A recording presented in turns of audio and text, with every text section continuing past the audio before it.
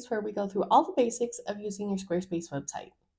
Today, we're going to talk about how to create a drop-down in your Squarespace header navigation. So, of course, you'll want to log into your Squarespace website and then go to Pages.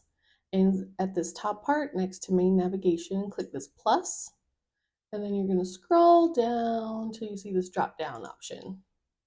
Now, think of this drop down as like a folder that we're going to put stuff into. We're going to put pages into this folder. So I'm going to name my folder something. And this is what will show up in your main navigation over here, okay?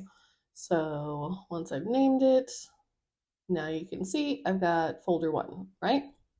Now we need to put stuff in our folder.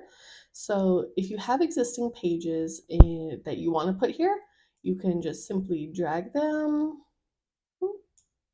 and drop them in. And then now if you hover over here, you'll see gallery. So let's say I wanted to put one more in. Now I've got 2 pages in this folder that will show up here, right?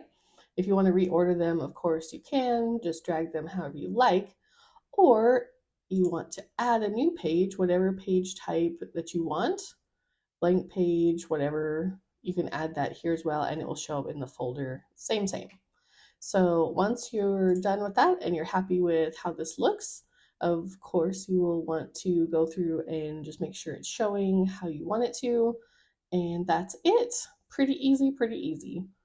Oh, and also if you wanted to have a folder option somewhere else on your website, it's the same thing, just plus and then drop down.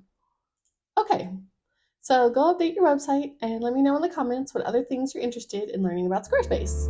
Thanks for watching, and I'll see you in the next one.